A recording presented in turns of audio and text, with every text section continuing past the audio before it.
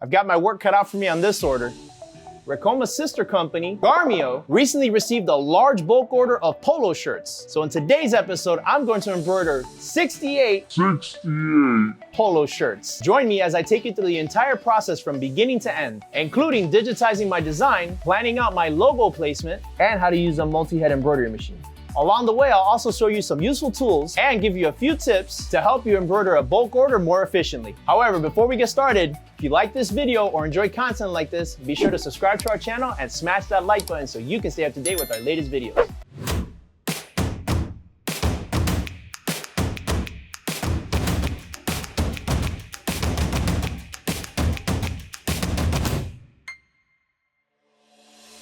Let's start by first looking at the materials we use for today's project. I'll need 68 blank polo shirts, 68 sheets of 3-ounce cutaway stabilizer, 8 standard size C hoops, standard 7511 embroidery needles, embroidery thread, a pair of scissors, the embroiderer's helper, and a tailor's marker.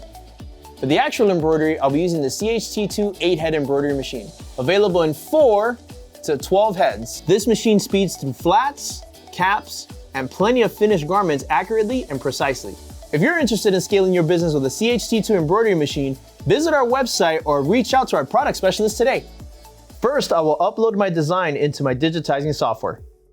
And I've already measured the embroidery area on my polos, so I know I need my design to be 3 by 3 inches. So I will come over to my transformation tab, resize my width and height to 3 inches, and then hit apply.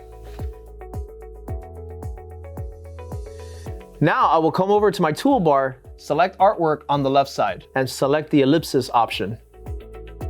Then I will drag and drop a small circle right next to my design before returning to my transform tab and setting my width and height to the same dimensions as my design. Now I will go to my artwork tab and change my artwork type from outline to fill. This will make my entire circle solid green. Then I will right-click on my circle and hit copy and paste. Once I've got my second circle, I will change the color to yellow to distinguish it from my first circle.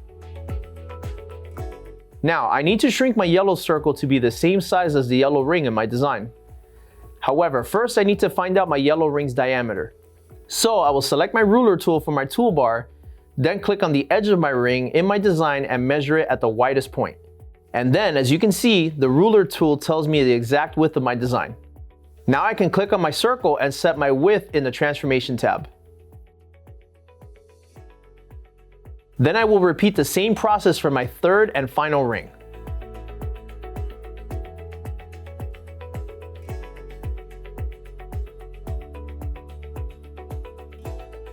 Now I will drag my cursor over all 3 of my circles before coming up here to the top of my screen and selecting my alignment tool. This will make all 3 of my circles line up neatly, one on top of the other. Once that's done, I will command click my yellow ring and green background.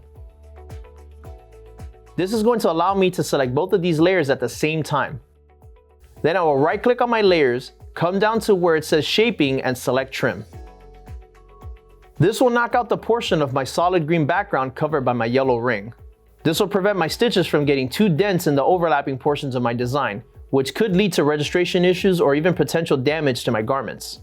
Now I will do the same thing with my inner green circle and my yellow ring.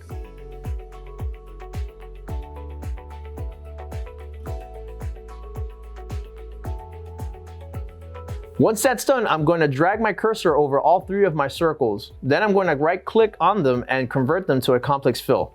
And instantly, Chroma converts my artwork into complex fill stitches. Now, while I've got all of my green layers selected, I will come up to my general tab, and then I will change my connection from chiseled to square. This will give my design a much cleaner edge once it gets embroidered. Then I will come up to the top of my screen and turn on my realistic view so I can see how this will look once it's embroidered. And now I'm going to right click on my yellow ring, come down to where it says to order, and then bring to front. This will tell my machine to adjust my embroidery order so that the green portion gets embroidered first, and then the yellow will be embroidered after. Once I've adjusted the order of my embroidery, I will adjust my green inner circle to make it wider. The reason I'm doing this is because stitches tend to shrink once they are embroidered. As a result, I need to create a little overlap between my different layers. Otherwise, my stitches will separate and I will end up with small empty spaces in my design. So I'm going to click on my inner circle, come up here to the transform tab, and I'm going to change my width from 1.54 to 1.57 and then hit apply. When I turn off my realistic view, you can see that my circle overlaps with my yellow ring. Then I'm going to select my green outer circle and I'm going to shrink it just a bit to 2.96.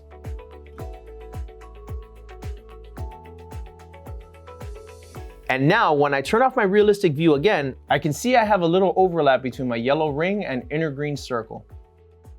All right, now I will come over to my shape tool and adjust my start and stop points and angle lines. Whenever you have any overlapping stitches in your design, as we do with this logo, you want to ensure the different layers go in different directions. This will ensure you have proper push-pull compensation throughout your embroidery. Now that I've digitized my background, it's time to start on my letters. So first, I will take my embroidery design and lay it on top of my imported artwork. Then I will click down here to my sequence tab window and click on the eye icon next to my layers to hide my background. After that, I will come over to my toolbar and select my satin tool. And let's start with our curvy S. So I will start building a ladder along the angles of my S with my satin tool. And since this is a super sharp angular design, I won't have to do nearly as many clicks. All right, once I've digitized my S, I will come down here to my colors and right click on my yellow to change the color of my yellow to yellow. Then I'll go to my fill tab and select my density to 0.30. Now I will repeat the same process for my angular C.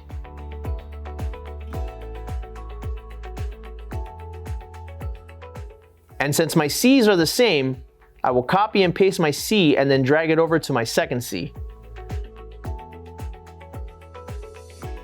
Now I will turn off my realistic view before selecting my shaping tool and adjusting my angle lines.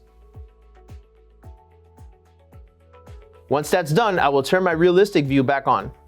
And I want to eliminate these jump stitches, so I will come over to my sequence tab and command click on my letters. Then I will come to my command tab and set my end command to trim. This will tell my embroidery machine to trim my satin stitches after every letter. Now that that's done, I will manually digitize the rest of my letters.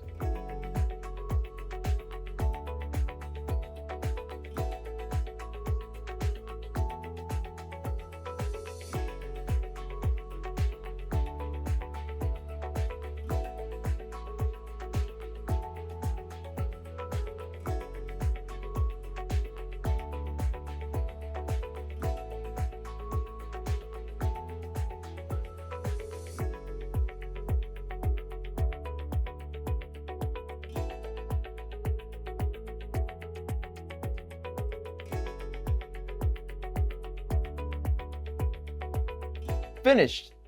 Now let me group my green letters. So I'm going to click on my eye icon to hide my yellow letters. And then click and drag to select all my green letters. Then I will right click and select group. Then I will go to command tab and get rid of my jump stitches. So I will select end command, click on trim and hit apply. And finally, I will adjust my density. Now I just have two things left to do. First, I'm going to create a steel outline around my yellow ring to help give my design greater definition and texture diversity. So I'm going to right click, copy and paste my yellow ring. Then I'm going to right click on my duplicate and then come down to convert to and steel. Now I'm going to come up to my steel tab and lower my density. And then I'm going to create another border for the outer part of my design. So I'm going to go to my toolbar on the left, click artwork and select my ellipsis tool. Then I'm going to hold down Shift Command to create my circle. Then I'm going to right click, go to convert to and select steel. I'm going to quickly change my density. And then the last thing that I'm going to do is change the style of my embroidery. So I'm going to drag and select all my layers, right click, select utility and change style. This will bring up this window. Now I'm going to click on my drop-down tab and change my style from normal to woven cotton. This will help my design software to automatically compensate my stitch density and push-pull compensation for the material that I'm already embroidering on. And with that, my design is officially digitized. So the first thing I will do is flatten out my garment. And then I'm going to take my embroiderer's helper and use it to plot where I want my logo to get embroidered. Now, if you've never used the embroiderer's helper before, the embroiderer's helper is very easy to use and it's a lifesaver when you're trying to determine proper logo placement. I actually used it not too long ago to complete a bulk order for Toys for Tots. If you're interested in seeing how that project turned out, I'll be sure to leave a link to that video in the card above and the description below. First, I will line up my first button with the groove on the top left corner of my helper. As I do this, I will also be careful to make sure that my other buttons align with the rest of my guide. Since I'm embroidering on an extra large men's polo, I will mark an L-shaped mark on my shirt using the guide that says extra large.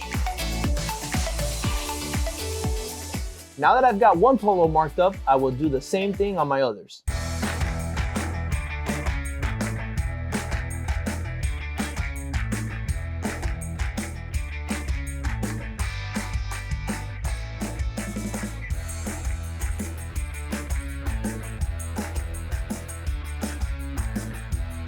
Now I will put a sheet of stabilizer in each of my garments and then I will hoop them using my C-hoops.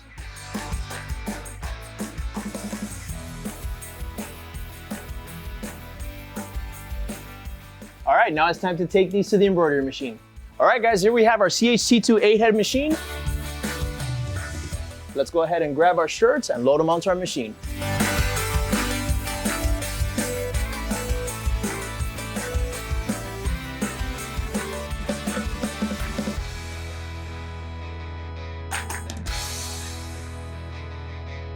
The great thing about having a multi-head machine like the CHT2 is that it allows you to quickly and easily embroider the same design across multiple garments in a single run. So for example, if you're embroidering shirts for a trade show or a large corporate event, you can embroider multiple garments at once, allowing you to complete the order in a fraction of the time. However, it's worth noting that this machine can only run one design across each head. Many embroiderers choose to keep their original single-head embroidery machine when investing in their first multi-head machine. That way they can embroider any one-off custom orders they might receive using their single-head machine while reserving their multi-head machine for bulk embroidery.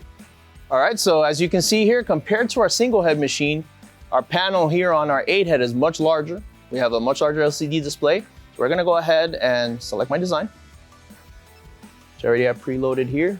Springfield Country Club, I'm gonna select. All right, so our hoops are selected and I'm gonna go ahead and trace. Move frame along design range, yes. The reason I do my contour trace is because this shows me exactly where the outline of my embroidery is gonna go. Everything falls into parameters, it's time to start.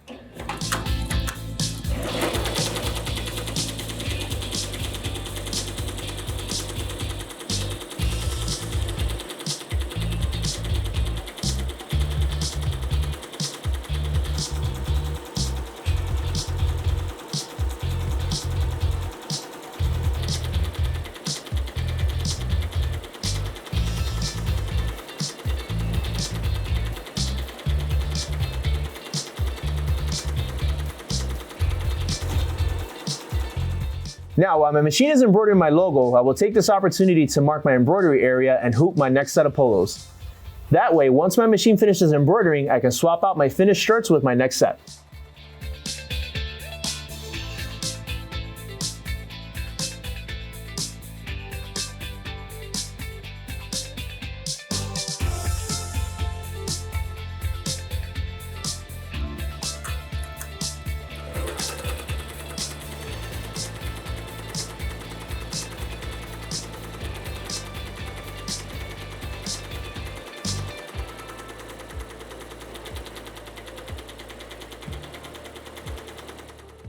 All right, our first set of shirts is done. Now I'm gonna go ahead and take these out of the machine, unhoop them, and let's take a closer look.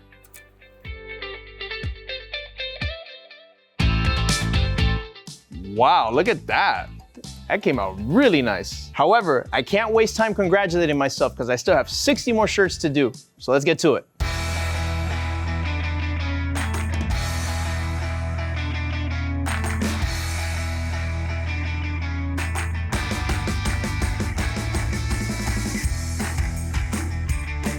Now, while my machine is embroidering the last of my shirts, I wanted to tell you a little bit about Garmeo. Garmeo is the fastest and easiest way to create custom apparel for your business, organization, or event. Here's how it works.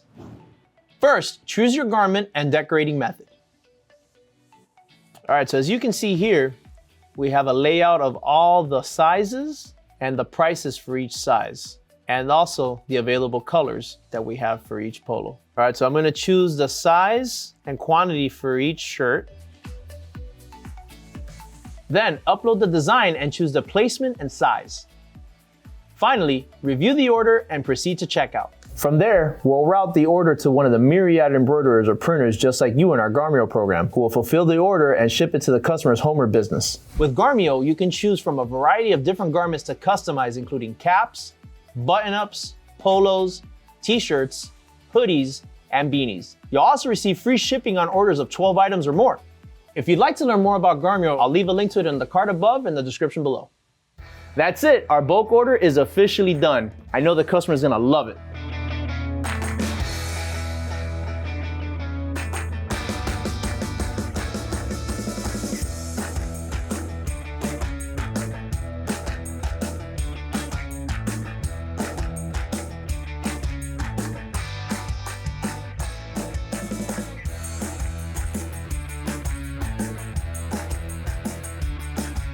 Now it's time to pack these up and ship them out before the truck leaves.